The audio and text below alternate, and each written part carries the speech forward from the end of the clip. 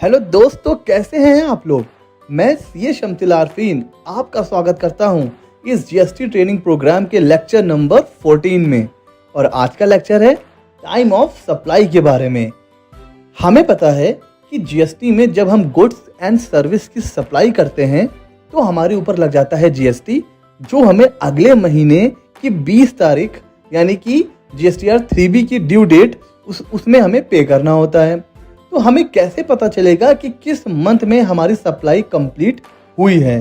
तो ये जानने के लिए कि लायबिलिटी टू पे कब अराइज हो रही है, हमें टाइम ऑफ सप्लाई पता होना चाहिए, ताकि हम अननेसेसरी जो इंटरेस्ट पेनाल्टीज लग जाती हैं उनसे बच सकें। तो टाइम ऑफ सप्लाई हमें ये बताता है कि हमें जीएसटी का पेमेंट करना कब है। इसीलिए आज का जो ये लेक्चर है ये अपने आप में बहुत इंपॉर्टेंट होने लग रहा है फ्रेंड्स। ठीक है, तो अब हम चलते हैं। देखिए फ्रेंड्स, गुड्स के केस में टाइम ऑफ सप्लाई का जो रूल है वो अलग है एंड सर्विस के केस में टाइम ऑफ सप्लाई का जो रूल है वो अलग है। तो हम गुड्स के केस में अलग देखेंगे एंड सर्विस के केस में अलग देखेंगे।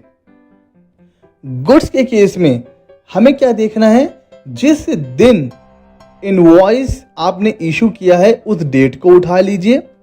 और क्या लिखा हुआ है, जिस in last date on which he is required to issue the invoice. Invoice issue करने की कुछ टाइम लिमिट होती है फ्रेंड्स।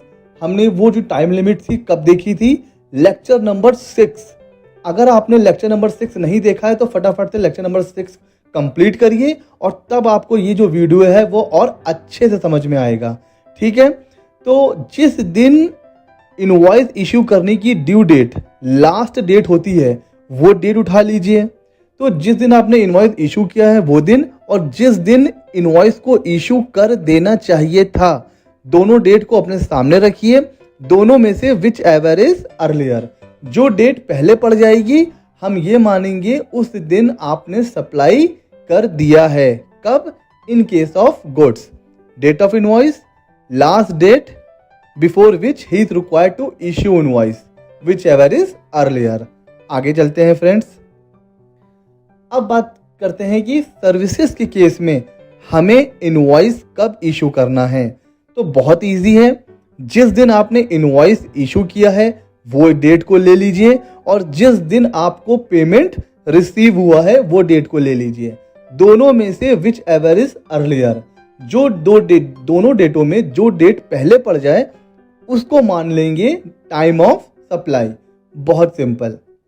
अच्छा, कई बार क्या होता है कि आपको चेक मिल जाता है और चेक मिलते ही आप उसकी एंट्री कर लेते हो बुक्स ऑफ अकाउंट में, लेकिन चेक 1 दिन 2 दिन 3 दिन के बाद अकाउंट में आता है। तो हम इस केस में क्या मानेंगे, date of receipt of payment. तो देखिए, जिस दिन आपने बुक्स ऑफ अकाउंट में एंट्री करी है या फिर जिस दिन अकाउंट में पैसा आया है, विच एवर इज अर्लियर, जो पहले है उसको हम मानेंगे डेट ऑफ पेमेंट।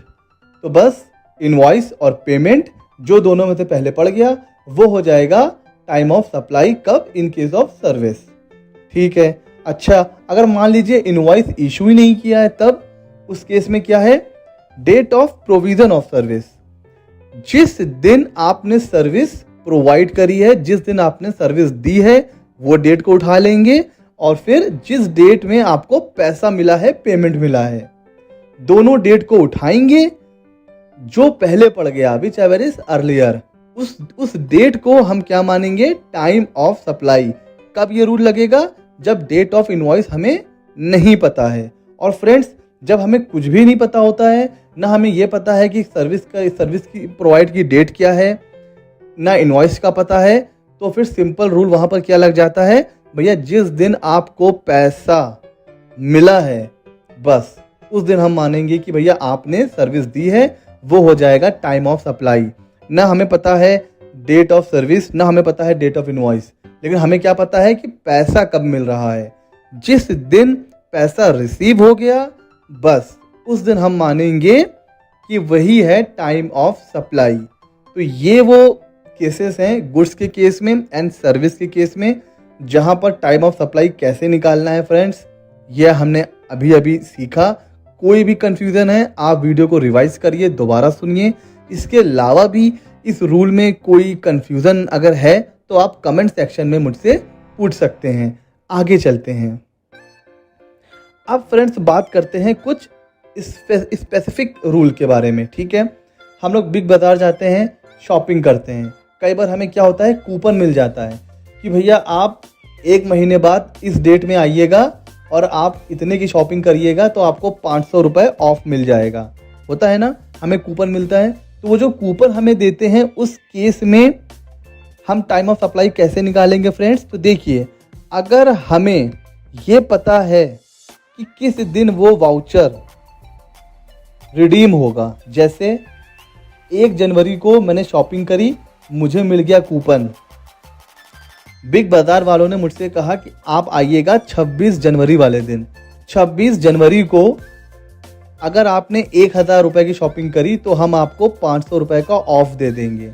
डेट पता है कि 26 जनवरी को मैं ये वाउचर रिडीम कर सकता हूँ। अगर डेट पता है तो उस केस में टाइम ऑफ सप्लाई क्या हो जाएगी? Date of issue of the voucher, यानी कि 1 जनवरी। 1 जनवरी को मुझे वाउचर मिला, मुझे पता है कि 26 जनवरी को मैं इसको रिडीम कर सकता हूँ। डेट ऑफ रिडीम मुझे पता थी, तो क्या हो गई? Date of issue of the voucher. ठीक है। अच्छा, अगर मुझे नहीं पता है कि कब मैं इसको रिडीम कर सकता हूँ, कभी कभी होता है कि मैंने 1 जनवरी को शॉपिंग करी, मुझे 500 रुपये का वाउचर मिल गया और उसमें क्या लिखा हुआ है कि फरवरी के मंथ में कभी भी आप आइए, आपको 500 रुपये का ऑफ मिलेगा। अब मैं कभी भी आ सकता हूँ, चाहे तो 1 फरवरी, 2 फरवरी, 10, 20, 28, मतलब मैं फरवरी के मंथ में कभी भी आ सकता हूँ। एक्चुअल डेट ऑफ रिडम्पशन मुझे नहीं पता, उस केस में क्या हो जाएगा? जिस दिन date of redemption of the voucher, जिस दिन मैंने रिडीम करा है वाउचर, बस वो दिन हो जाएगा टाइम ऑफ सप्लाई।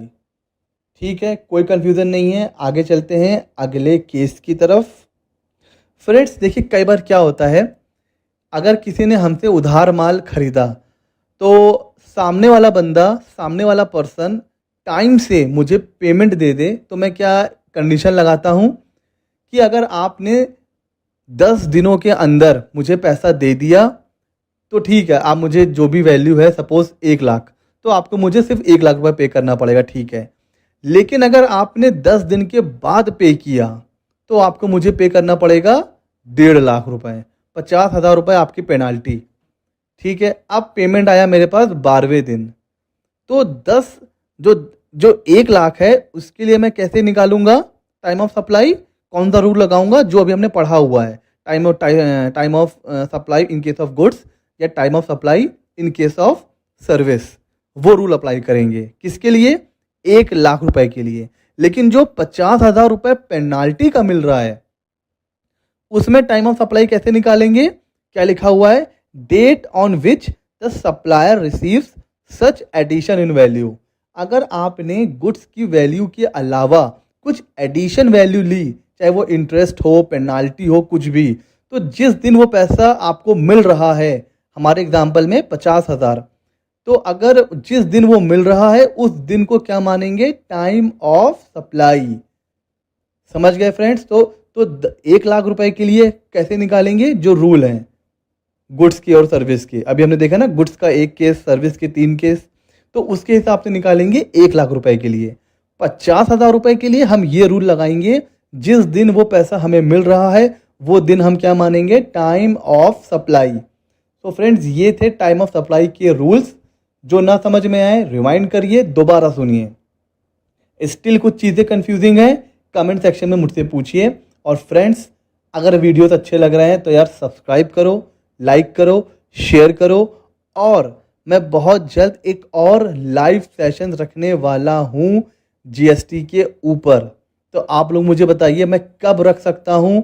मॉर्निंग का सेशन अच्छा रहेगा या आफ्टरनून का या इवनिंग का? आप लोग कमेंट सेक्शन में मुझे बताइए। तो हम लोग लाइव सेशंस रखेंगे जिसमें हम लोग एमसीक्यू पे थोड़ा सा चर्चा करेंगे, जीएसटी एज अ करियर इस पर भी चर्चा कर लेंगे। और मैं एक नया कोर्स लॉन्च करने वाला हूँ इनकम टैक्स के ऊपर, उस पर भी हम चर्चा कर लेंगे। ठीक है फ्रेंड्स? तो लाइव सेशन में हम लोग 1 to 1 एक दूसरे से बातें करेंगे। तो आप मुझे बताइए किस दिन और क्या टाइमिंग सही रहेगी, उस हिसाब से हम लोग आपस में मिल के डिसाइड करते हैं एक डेट और आता हूँ मैं लाइव, आप मुझसे पूछिए अपने क्वेश्चन। ठीक है फ्रेंड्स, तब तक के लिए stay safe, stay healthy, goodbye, thank you.